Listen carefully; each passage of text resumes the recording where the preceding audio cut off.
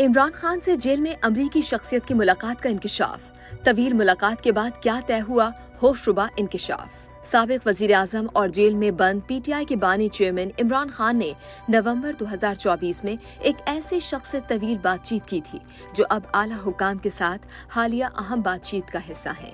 ये मुज़ाकरात इमरान खान की रिहाई और पीटीआई और ताकतवर हुकाम के दरमियान ताल्लुकात को बेहतर बनाने के लिए मुमकिन तरीके तलाश करने के बारे में हैं।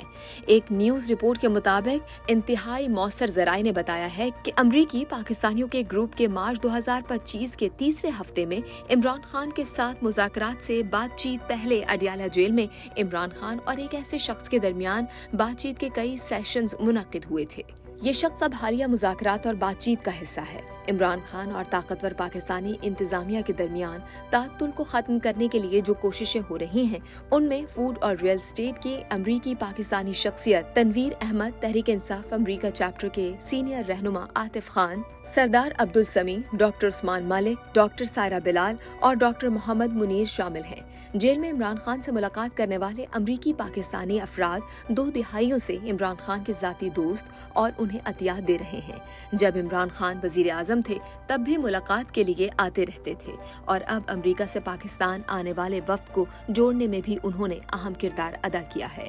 रिपोर्ट में दावा किया गया कि इन दोनों मुलाकातों के दौरान जो कुछ हुआ उनके मुतालिक मोतबर ज़राए ने दिलचस्प मालूमात शेयर की हैं। साल 2024 में अमरीकी पाकिस्तानियों के साथ नवंबर में हुई मुलाकात के दौरान इमरान खान ने हुकूमत और एस्टेब्लिशमेंट के साथ मुफाहिमत की ज़रूरत को समझा और मामलात के हल के लिए तकरीबन हामी जाहिर की और फिर उन्हें यकीन दिलाया गया कि लाखों लोग इस्लामाबाद लॉन्ग मार्च में शामिल होंगे, जिससे इस कदर अफरा तफरी पैदा होगी कि निज़ाम को फैसला कुन मुज़ाकरात की तरफ लाया जा सकेगा।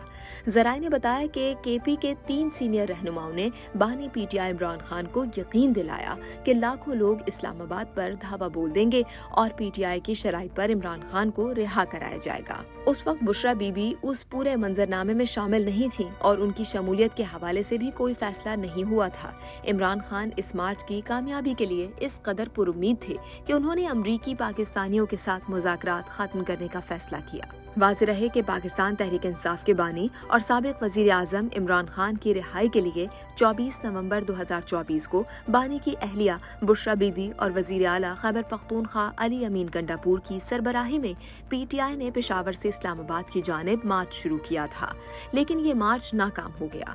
पीटीआई के मुजाहिरीन 25 नवंबर की शब इस्लामाबाद के करीब पहुंच गए थे।